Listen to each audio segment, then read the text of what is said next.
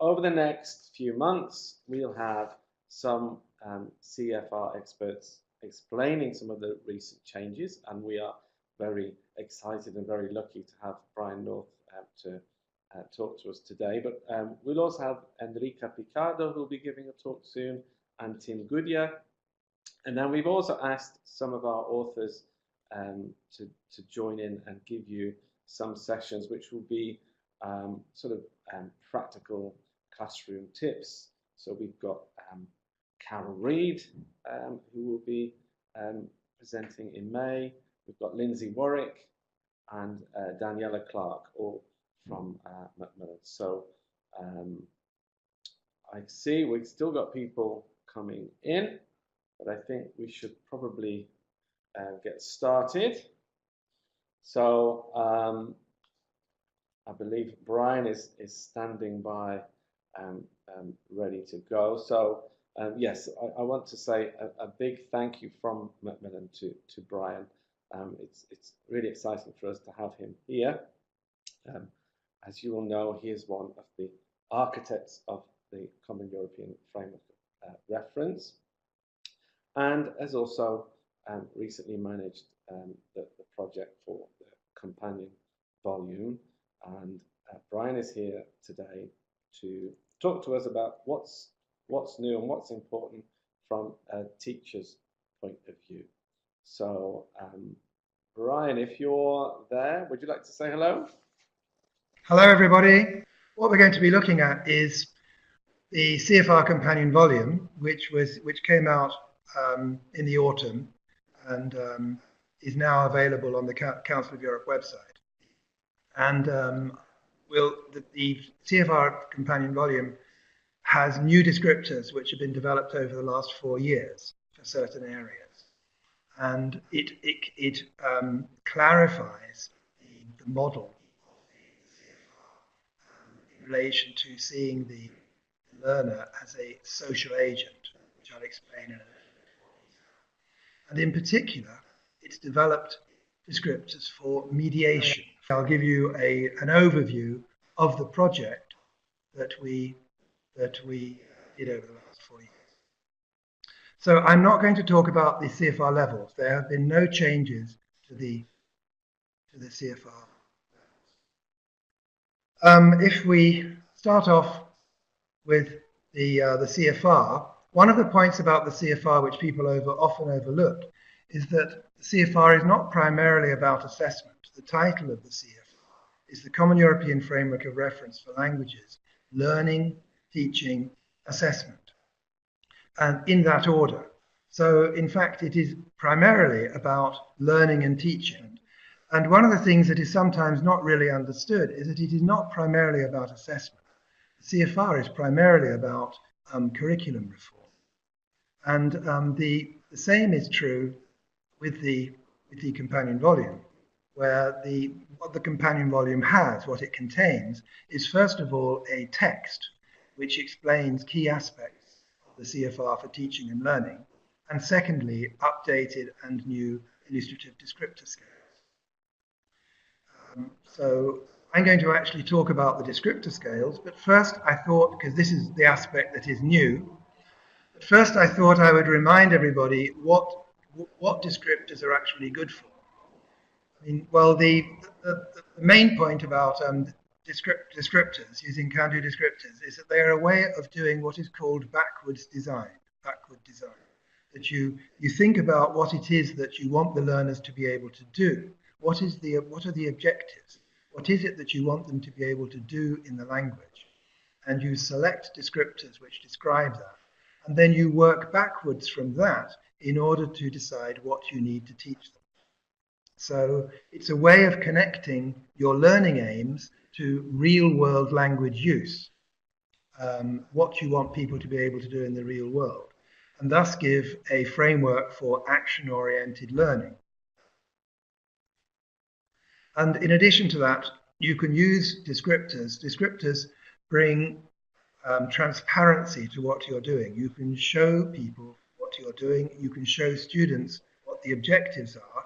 And later you can help them to see what they can do in the language. You can use the descriptors for self-assessment to do that. You can also use descriptors to tell parents or sponsors what students can do. And another aspect is that the descriptors can be used for needs analysis. You can use them to negotiate priorities with your learners.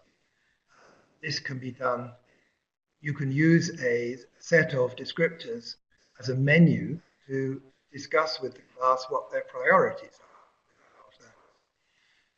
At a more sophisticated level, in, for example, a company training context, or if you were working out what kind of course you wanted to give to a particular group of learners, then you could use a menu of the different CFR descriptor scales to conduct a needs analysis to identify, first of all, the kinds of activities which the learners need to do, and then what level they need to be in all these different activities. But perhaps the main role that the descriptors have is to inspire teachers. Inspire teachers to be able to choose classroom tasks. Normally, classroom tasks will involve several descriptors. It's not the case that you would have a task just on one descriptor. If you look at a group of descriptors at the same level, they tend to make you think of connections between the descriptors, and then you think up of tasks which will involve several of them. And then finally, you can use descriptors for assessment, for criterion referenced assessment, because the descriptors act as defined criteria with which you can describe the progress that students are making. So these are the overall functions of descriptors, and they can give guidance to teacher assessment, and they can also give students an idea of their own language proficiency. The new descriptors, as I said, the companion volume, the bulk of the companion volume is a set of new descriptors. And the descriptors which we have developed are for these following areas: for online interaction, for which there are 2 scales; for mediation, different aspects of mediation, which I'll explain in a little more detail in a minute. There are about 20 new scales. Then reactions to creative text, including literature. There are 2 scales there. And for plurilingual and pluricultural competence, where we have 3 scales.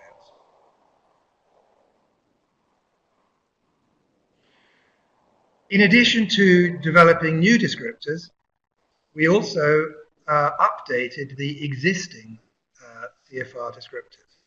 I'd like to point out there have been very, very few changes to the existing descriptors. There are only about a dozen, about 12 or 15 existing descriptors that have been changed. And in almost all cases, they were to do with the fact that we wanted to stop talking about the native speaker. So there were some descriptors in the CFR which they're mainly at B2 when you talk about the fact that you can maintain relationships with native speakers. And instead of using the expression native speaker, we've changed it to saying you can maintain social relationships with speakers of the target language. Because today it's more and more difficult to decide exactly who is and who is not a native speaker of, for example, English. What is the model nowadays for learning English? And the increased complexity of people's life trajectories makes it a more and more difficult. But anyway, in terms of updating the old scales, what we've done is to fill in the gaps of where the descriptors were not previously available. For example, at the bottom, there were not very many descriptors at the bottom of the scale. We've added a whole new level of pre-A1 and added a considerable number of new descriptors at A1. Similarly, at the top for C1 and C2, the description there is considerably improved. Also, in general terms, there are more descriptors for listening and for reading than there were. Plus, as it says there, the scale for phonological control has been completely replaced. We have researched a completely new scale to replace the old one. And this scale is in fact an analytic scale. It has an overall scale, and then it also has a descriptors for sounds, for articulating sounds, one scale, and descriptors for intonation, stress and intonation, a separate scale. So there are now 3 little scales for phonology in a grid. The overall phonological control, plus sound articulation, plus prosody, stress and intonation. And there are a couple of other new scales. Like, for example, there is a scale now for reading as a leisure activity, in addition to reading for information, reading instructions, and things like that. And all of these scales, all of the scales now, the new scales and the old scales, there are no changes to the levels and there are no changes to the existing descriptors. What we have done is to add new exciting stuff about online interaction, mediation, and reactions to literature, and plurilingual and pluricultural. All of the scales in the document have a little rationale which explains the thinking behind them. So if we take the new scale, reading as a leisure activity, it explains that reading as a leisure activity involves fiction and non-fiction, literature, magazine articles, newspaper articles, blogs, biographies, etc. Different sorts of things. And there is a description of what the key concepts are that are operationalized in each scale. In this case, it's the length and variety of text, the type of texts. At the bottom, you'll have simple descriptions. And at the top end, you get contemporary and classical writing in different genres, including literature. And topics, at the bottom, it's everyday topics. At the top, it's a full range of abstract and literary topics. Types of language, from simple to stylistic, complex language. And the ease of reading. And finally, the depth of understanding. Each scale, both the existing scales, previous scales, and the new ones have a rationale of this type that comes with them to help to explain the scale. So if we move now on to the significance of all of this, the descriptive scheme, the CFR descriptive scheme, if we start off with, in fact, there seems to be a slide. We seem to have lost a slide. But you may or may not know that the CFR has 4 main modes of communication: reception, production, interaction, and mediation. And reception and production are basically 4 skills. So the CFR doesn't talk about the 4 skills: listening, reading, and speaking and writing. It talks about reception and production. And here, clearly, we're talking about, we're seeing the learner, the role of the learner in this model, which is a respectable traditional model which has been used since the 1960s. The model of the learner is as a speaker-hearer. The focus is on your ability as an individual to understand and produce code of the language. And you talk about accuracy and fluency in that regard. And the focus is on the mobilization of linguistic resources. In the CFR, that's described as reception and production, but it's the same. Where the CFR moves forwards is in introducing interaction, which is more, as you know, interaction is more than just the sum of reception and productions. Interaction is something entirely different, because the role of the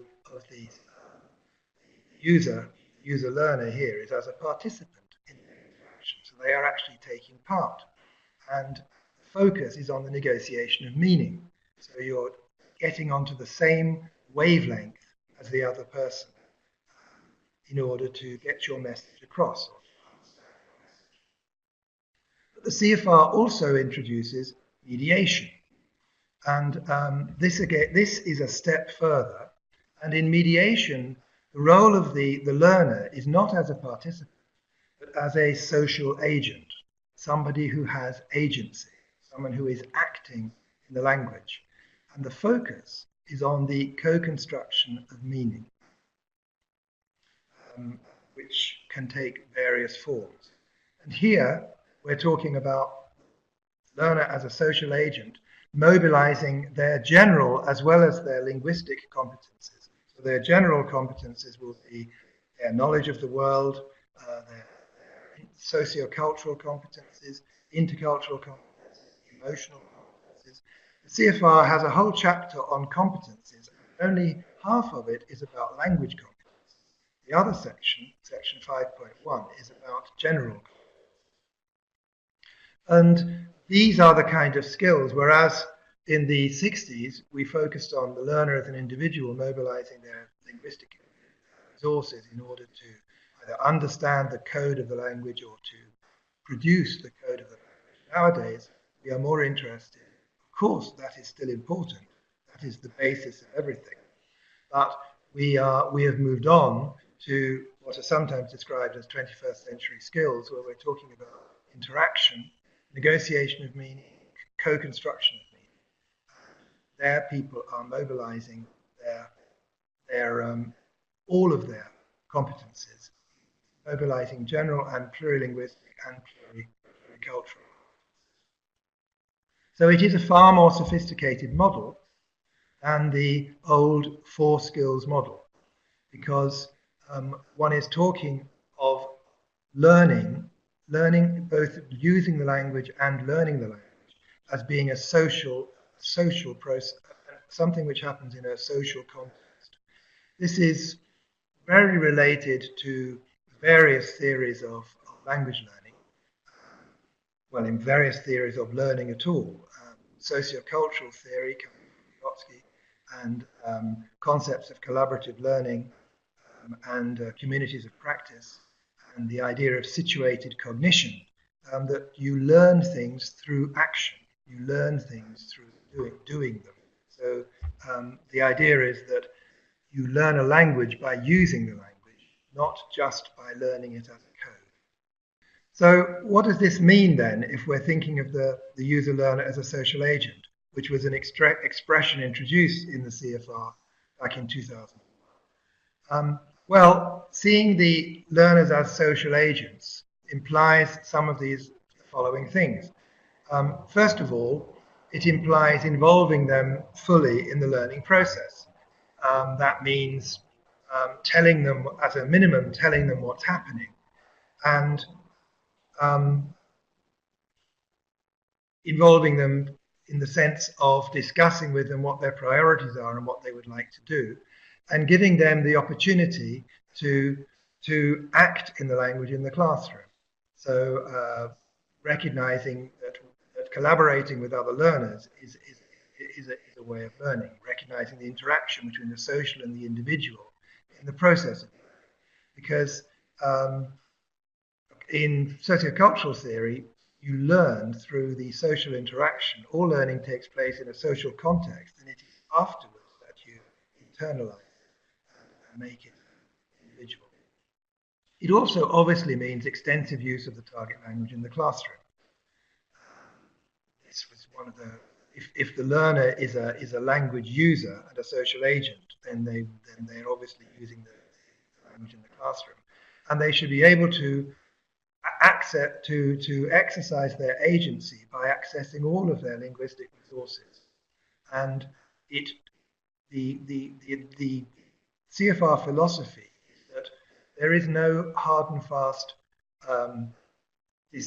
rules about when to use L1 and L2, but that learners should be able to see their linguistic profile as a plurilinguistic profile, where they use their knowledge of different languages, their L1, their L2, their L3 if there is one, in order to focus on similarities and differences between languages and increase their language awareness, which is a way of making better And above all, seeing learners as social agents implies using purposeful collaborative tasks in the classroom. Tasks where language is not the focus, but that they are doing something, like, for example, they are planning a trip, or they are producing a poster, or they've set up a scenario in which they have a mission where they have to accomplish. And tasks of this type, collaborative tasks where the learners are working in groups and in a problem-solving atmosphere where they have a mission and they are fulfilling the necessities of the task. This involves integrated skills. They will be gathering information from somewhere, which they will, to do that, they will be listening to it or reading it, and they will be collaborating together, discussing how to go about the task and what to do. They'll be processing the input that they have and turning it into a new form in order to create some kind of product, which will be obviously have some text involved because it's a language course.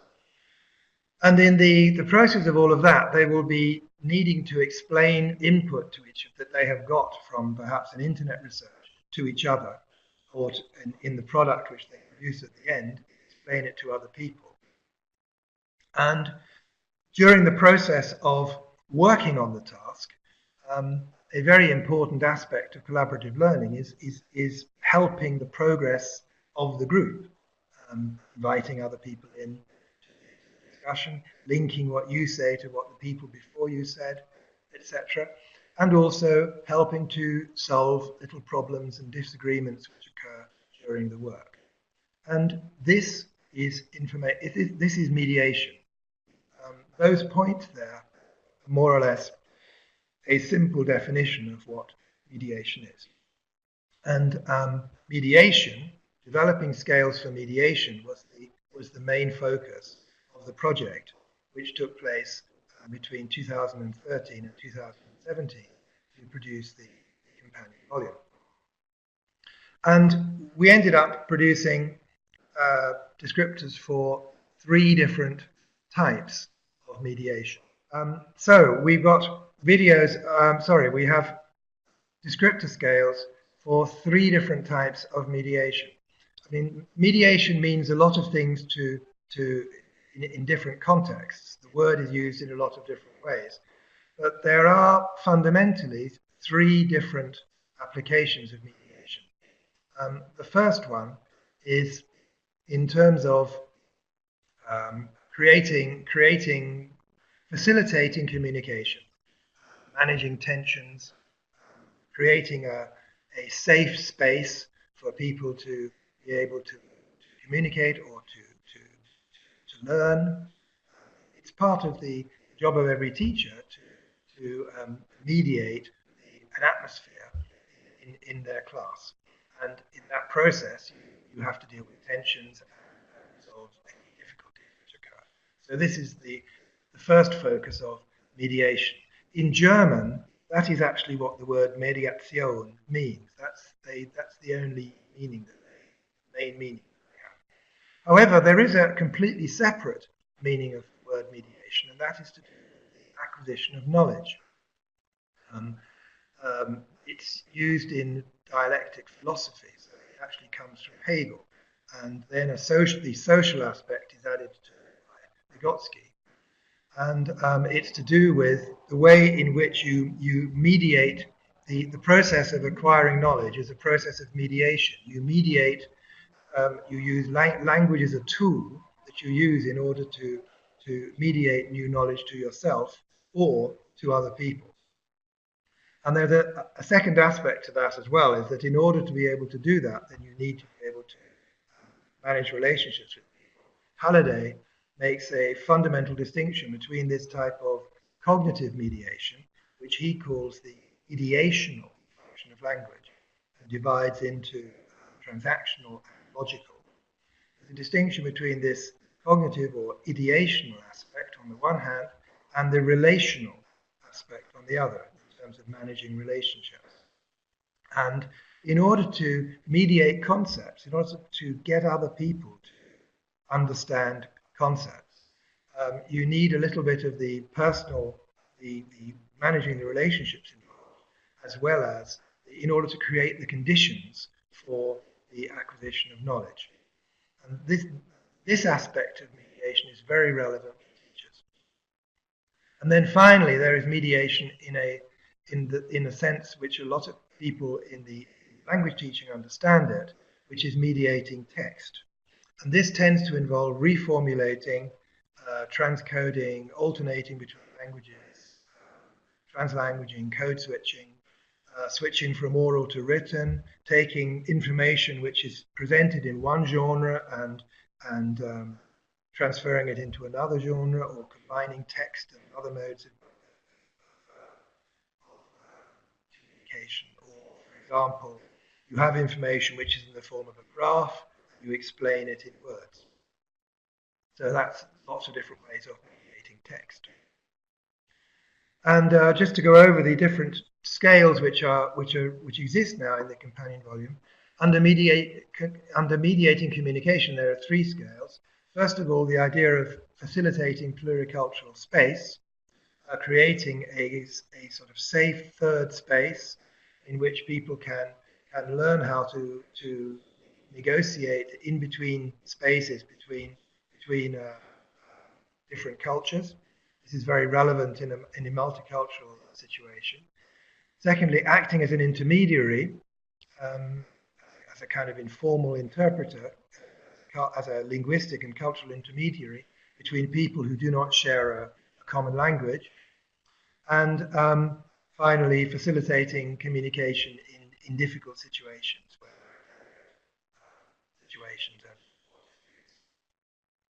Then the second group, mediating concepts. Here, this is very much to do with, directly connected with group work and classroom interaction, classroom management. The first 2, facilitating collaborative interaction with peers and collaborating to construct meaning, concern work in small groups. Facilitating collaborative interaction with peers is more the relational side, helping the discussion along, inviting other people in, offering to play a certain role during the work. Whereas the second one, collaborating to construct meaning, describes more the cognitive side, where you are asking other people to clarify what they mean by something, or asking questions in order to get other people to express themselves more clearly. And then the second two scales, managing interaction and encouraging conceptual thought, they could be related to small group work. It is more concerned with what one does as a teacher or a trainer or an animator.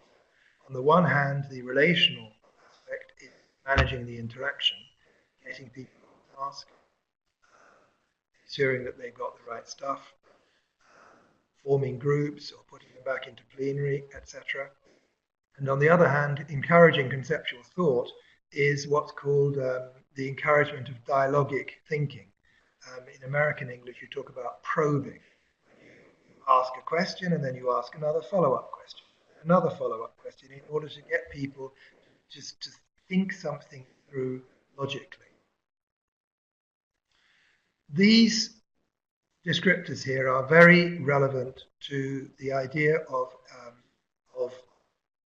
task projects, the sort of thing which I was mentioning before, where a group of students are working together in order to create something. These describe the sort of things which they need to do in the group in order for the group to be successful. And then mediating texts is more conventional. First of all, relaying specific information from a text, which could be an oral text. It could be listening to a public announcement and you didn't understand it, so you ask the other person, what did that say? They pass on the information. It's also relates to when you're you look for something in a document and then explain it to somebody else. The second one, explaining data, is pretty obvious. You have some information which is in visual form and you put it into words for other people. Processing a text, there you have an entire text and you summarize it or paraphrase it for somebody else, which may mean putting it into a different genre. You may have the information comes in one form and you want another. Translating written text from one language to another, listening and note-taking, and then the last two are to do with creative text, expressing your reactions to creative text, and analysis and criticism of creative text, that's the more academic one. So the first one, expressing a personal response, is more the sort of thing that one does in secondary school with kids, where you ask them, which character did you identify with? How did you feel at this point during the story? Compare the treatment of this story, the same story, compare them with the way it's treated in this work. Whereas analysis and criticism of creative text is more at an upper secondary and university.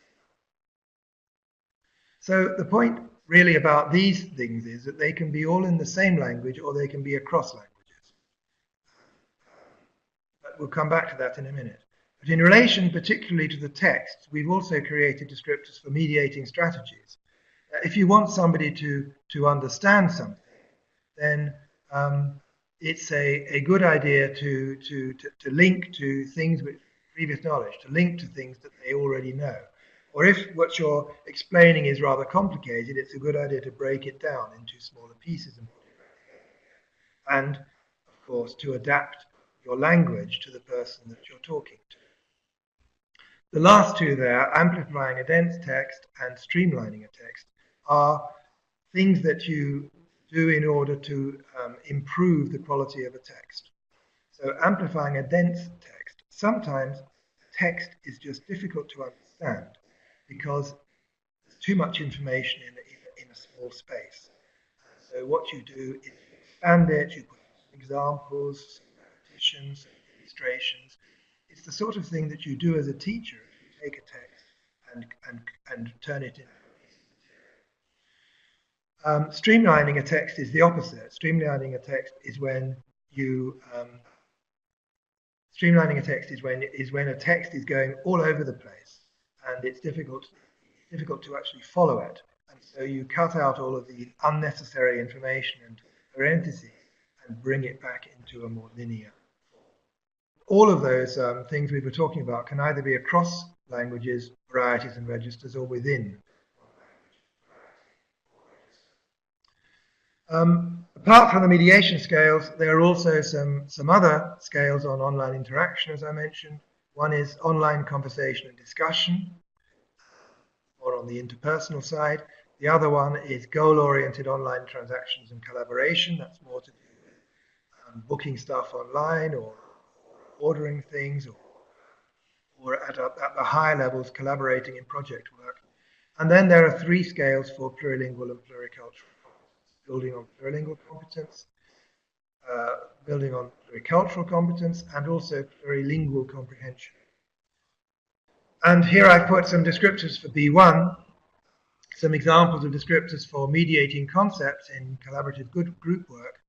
The first one can use questions, comments, and simple reformulations to maintain the focus of the discussion.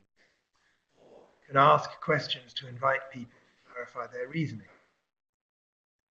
Then, in terms of facilitating pluricultural space, can support an intercultural exchange using a limited repertoire to introduce people from different cultures and to ask and answer questions, showing awareness that some questions may be perceived differently in cultures concerned. And a plurilingual one can exploit creatively his limited repertoire in different languages for everyday context in order to cope with an unexpected situation.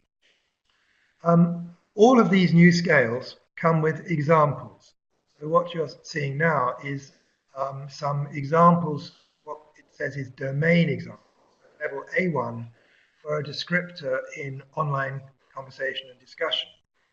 And the first descriptor is relevant to all four domains of language use. Four domains being personal, public, occupational, and educational. So with this descriptor, write very simple messages in personal online postings, a series of short sentences about hobbies, likes, dislikes, etc., relying on the aid of a translation tool. There, that's relevant to the personal domain in terms of making contact online with remote friends or family.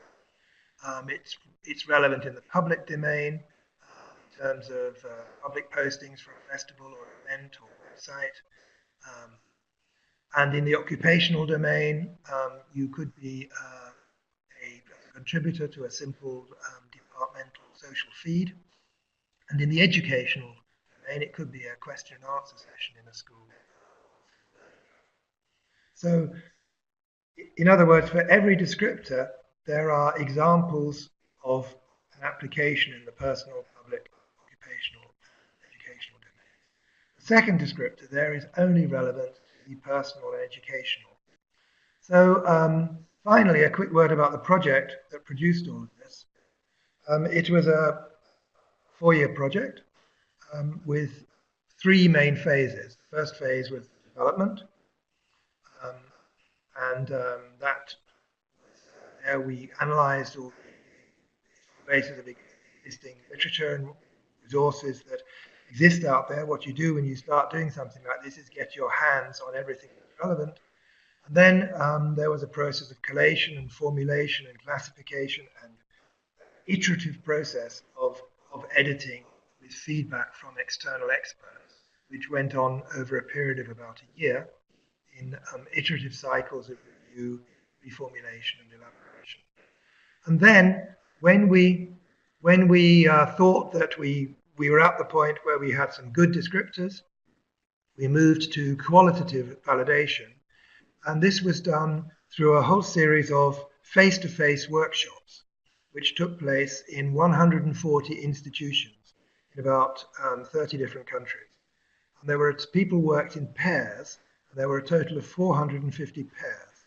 So at least 990 people were involved in it. And what they did was to look at the descriptors. They were given the descriptors for about 3 or 4 categories, and asked, first of all, to assign the descriptor to the correct category. So were they able to identify the category that this descriptor was describing? Could they put it in the right place? Secondly, they were asked to evaluate the descriptor. Did they like the descriptor? Was it clear? Was it pedagogically useful? Did it relate to the way that people use language in the real world? And I mean, anything which got 70% or below, we threw away. And then finally, and above all, they were asked to suggest reformulations. So we collected a lot of suggestions for how the descriptors could be better formulated. Then after all of that, going over all of that and revising quite a lot of the descriptors, we moved to the third and final phase, which was quantitative validation, which was to calibrate the descriptors to the CFR levels, to double check that the descriptors were being put at the correct CFR. And this was done in 2 phases. In the first phase, people were asked to assign each descriptor to a level. So they were asked to say, at what level could a person do what is described in this descriptor? And they had to choose a level. And then in that round, we had just under 1,300 people involved, 189 institutes. And then the next stage was, which was completely separate, was a different survey in which the descriptors were used for assessment, either assessment of yourself or assessment of somebody who you know very well. And there the task was to say, could the person you're thinking of do what is described in this descriptor, yes or no? So if you're thinking of yourself, people were asked to think of themselves in their plurilingual personae. So think of yourself as a speaker of French, think of yourself as a speaker of English, and could you do what's described in this descriptor, yes or no? And in fact, it wasn't yes or no, it was between 0 and 4. No was 0. 1 was well, with some help. 2 was yes in normal circumstances. 3 was yes, even in difficult circumstances. And 4, yes, no problem. In fact, it's been at my level. And this phase, this assessment phase, was replicating the research which had been done to produce the original descriptor. Because the point was that we wanted to be able to relate the new descriptors to the previous descriptors and relate them all to the CFR levels. And then finally, there was an extra validation phase for plurilingual and pluricultural. So, following that, we had a consultation process, which went on for, well, pretty much a year. First of all, there was an expert meeting, which took place in July 2016. Then, over the summer, a pre-consultation with experts, survey. And then, from October 2016 to February 2017, we had the main consultation, in which there were actually 3 surveys. There was a survey for individuals, in which over 500 people completed, and the same survey was also given to institutes, like cultural institutes like the Goethe Institute, which counts, etc., and networks like Equal, Circle, and various NGOs. And there was also a survey of the member states of the Council of Europe. And the reactions from all of this consultation were extremely positive. The descriptors all got an over 80% approval rate. Many of the descriptor scales got over 90% in this consultation. And it also enabled us to finalize, make some decisions, final decisions about the names of categories, and to drop a few descriptors and edit a few. So, and then following that, there was a piloting phase which took place between January and July, and there were about 70 pilots in over 20 countries. The number of people taking part in the pilots varied from 1 to about 20. So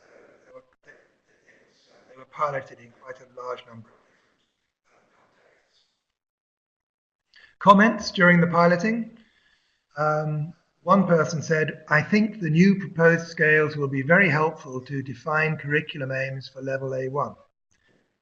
She was thinking in particular of the process, the mediating text, and the collaboration in small groups.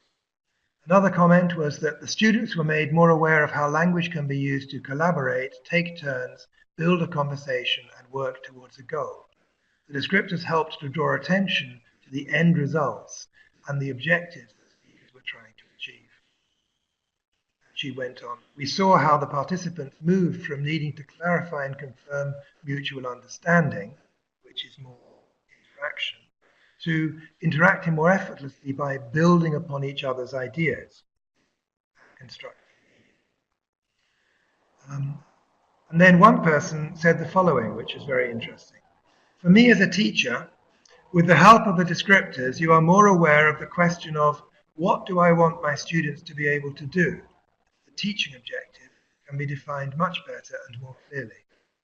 For assessment, can my students really do this? Have I taught them the necessary competencies?" And for the students, they were happy and very cooperative to give feedback, and they appreciated that I was interested. One point is that every single teacher in the piloting used the descriptors for self-assessment. Not just they used them in order to think of an activity for the classroom, and also to look at the performance of the students in the task, but they also gave the descriptors to the students, and found this a very worthwhile. So, to conclude, the companion volume is available on the Council of Europe website and can be downloaded. The CFR CV underlines the core messages of the CFR for teaching and learning with this very readable text. A very readable text with lots of pictures. It's only about 20 pages long, and it explains all of the main points about the CEFR. It also provides descriptors that can inspire more integrated, richer collaborative classroom tasks, and it encourages the promotion of cross-linguistic mediation and the plurilingual, pluricultural that is required. And it's available, the companion volume is available at this web address, which is the Council of Europe CFR website. There is a CFR website which has a lot of interesting information, and it's at the link shown there. And if you look there, you will see the full text of the original CFR plus the new companion volume. And you will be able to, at the moment, you can access it in English and French. The German translation is being done at the moment and should be ready in a couple of months, and other languages are starting. So it's quite a change to the CFR, but the main point to make is that it is an addition. The original CFR, the original levels, the original descriptors, all still say the same. What we have done is to take account of some of the rich concepts which have developed over the last 20 years since the CFR was published in order to provide descriptors. I hope that you found it valuable, and thank you for listening.